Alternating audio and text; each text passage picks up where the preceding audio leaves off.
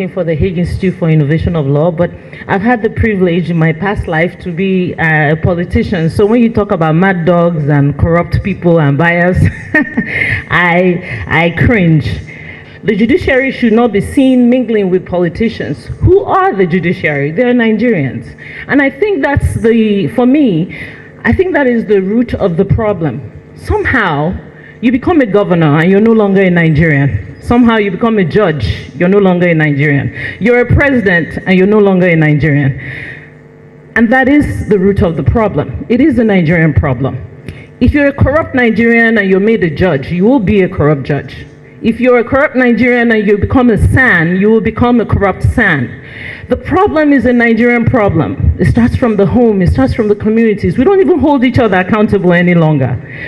So, sir, I equally have a question for you. Perhaps we should legislate who people marry. Why should a prominent politician's wife be able to be a judge? It should be against the law. You see somebody that I laugh at it. He's a prominent politician and his wife climbs up and becomes a Supreme Court justice. We have to regulate these things. And some people will say, how can you regulate love? You're not regulating love, you're regulating sanity and discipline. If your wife needs to be a judge, then you need not be an elected official. You must pick one. Let us get serious. Let us get serious. You hear court judgment. You hear court judgment, and the judge sitting there is the wife of a senator. And the senator comes on the floor of the Senate and tells us, well, in the bedroom, I have negotiated for some of you, and we laugh. So I'm calling on all of us, because I was talking to my friend, Dr. Gash. I was saying to him that the simplistic response to all of our problems is to blame the judiciary. The simplistic solution to all our problems is to blame politicians. If I didn't tell you today that I am a politician, or I was a politician before I went on sabbatical, I don't look like one. I don't speak like one. But let me tell you another problem before I sit down, having listened to our speaker. The bigger problem is, I have to humbly tell you that the politicians you see on your television, in the Senate, the National Assembly, are finished products of a very corrupt route. I remember the first time I was just coming back from the US when I ran for Federal House of Reps. I went to one of the delegates' house, and I must say this with all sense of humility. The man couldn't speak English, was a secondary school dropout, was riddled with poverty. I was trying to understand, how can this man gauge if I'm good enough to represent him? I could barely sit on his seat. The house was filthy. All of you politicians know what I'm talking about. But multiple people like him were responsible to vote for who was going to represent them. And then you wonder what is wrong. With all due respect, it's not lawyers that pick these people. It's not people seated here that choose who is going to represent their parties. Let's get serious. From the root is corrupt.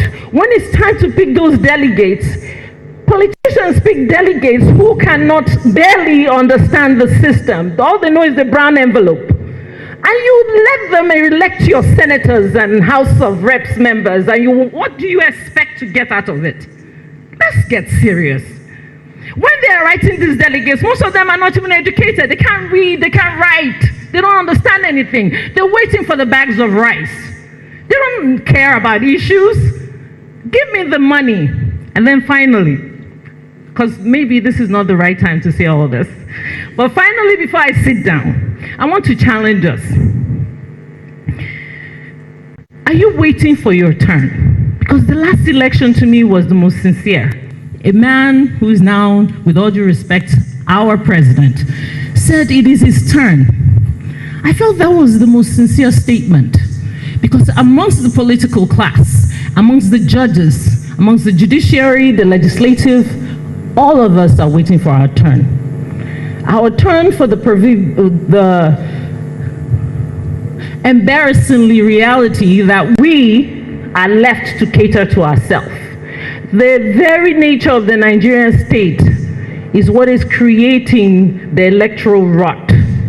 Every Nigerian is taking care of themselves.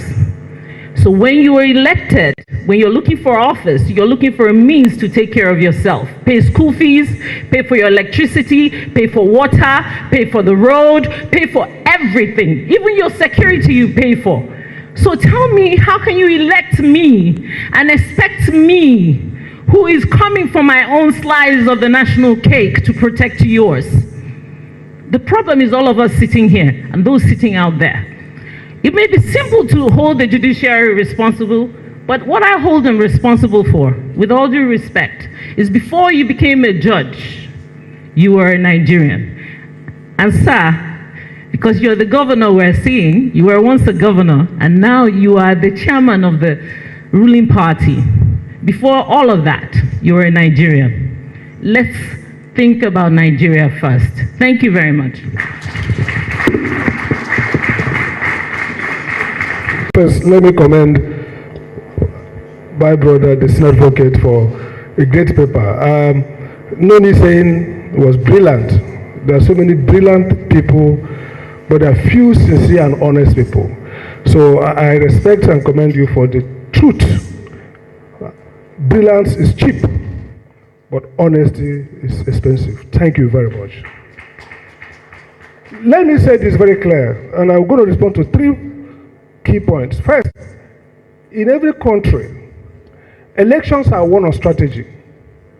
So in the US today, you see policy people, strategists thinking around messaging, thinking around mapping constituencies. In Nigeria as well, election is won on strategy. And the strategy of election in Nigeria is very simple. Bribe INEC, bribe judiciary, commandeer the security, and they are done. The people that destroyed 23 election is INEC and judiciary. The rules were clear. The Electoral Act is not perfect, but it was very clear. I'm surprised that any judge who understands administrative law, which I have taught in the university for years, which I studied under the best in the world, would argue that an internal regulation built on a law, an act, a regulation, directing that you will do X, you can choose to do Y, when there is legitimate expectation and detrimental reliance. INEC was totally wrong, and the courts, Supreme Court downwards, got it wrong. When an agency created under the law with an enabling act and a constitution that says you can make rules, makes rules, those rules are law. They can unmake it through rule-making process. If they don't, they are bound to obey it. Results should have been transmitted electronically. I'm ashamed. I have a PhD in law and I can stand anywhere in the world to dispute the best and brightest. I was ashamed that the court affirmed that INEC can just walk away from the law. 5 years I was a regulator of electricity. When we make tariff, it's the same way INEC makes rules. We make those laws, tariffs. They are legal instruments. They are binding in law. I hold INEC responsible and I hold the courts responsible for the failure of the elections. Sir, it's important to clarify who can sue. Here is the point. Electoral jurisprudence, the problem with Nigerian elections is that they don't understand electoral jurisprudence. Electoral jurisprudence is that the court's job is to restore back power to the people voting. Democracy is not, the dispute is not between Mr. Amade and Mr. Okutupupa. No. It's about the people's right to elect their leader. Therefore, we shouldn't be saying that only persons who contested and who could have won could file electoral petition. No. Citizens who voted have a right to go to court and say that the process was faulty. Look at the US jurisprudence. All the cases that went to court in 2020, I guess, were mostly by civil society groups and voters. That should change. Now, what does it take to nullify election? I always wonder why judges feel that what they call substantive justice, substantive compliance. If elections were conducted outside the rules, that is enough to nullify the election. You don't have to prove that you would have won. Elections should be nullified if they are conducted contrary to rules. Our jurisprudence is faulty on that. So the question then is, there's a key point somebody mentioned about too much burden on the judges. It is caused by INEC, and I make this clear. The new Electoral Act provides two safeties that we destroyed. First, internal democracy.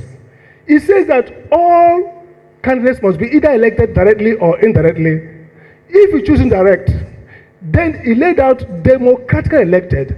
Let me say it clear. The court has a right and a duty to overrule parties if they present candidates that did not go through the rules of the constitution and their own internal rules. There's no justice like saying, look, there are three people here. Members of the party have a right to due process. That's what the Act provides for it, and that's what the Constitution provides for it. So if you do not second-guess politicians, then it's not that you're imposing the candidate, you are requiring them to follow the rules. And that's what the Supreme Court has been saying before. And the final point I want to make is very clear on this. INEC needs to start doing administrative adjudication. Now, let's be very clear. Every process in an election, including rulemaking, including declaring results, are administrative procedures that require due process. Meaning that INEC should be sitting and making rulings on objections during collection of elections. I watch the drama where INEC says, call result, you call result, after I go to court. No, that's not the way. There is an intermediate procedure before adjudication in court. That is administrative hearing. You must establish the validity of those results through a process that INEC can now make rules, which the court will now review through judicial review. So the critical point is here, and I want to end on this note. The Amechi case you mentioned, sir, interesting case. The court did something that was nice, but look at the failure. The issue is, it's not for the court to impose candidates. Courts can verify result and ask people to elect, to go back. So we have to redraft timelines to allow for repeat elections, not imposition. And the key point here then is that this is not a matter of nicety. I like the point you made. Politicians are mad dogs. You need to police them. But when the policer of mad dog is himself mad, then that's confusion. The judiciary should no longer be thinking of politicians as people who want to do public good. The public interest is to impose order and regularity in politics, not to allow politicians to self-regulate. That is a lesson of history. I don't blame politicians, I blame judiciary, I blame INEC, because they abandon their work, and politicians are the ones who can never see power and leave power. You have to treat them as persons who have adverse interest to public interest and force through regulation the convergence of private and public interest. Thank you very much.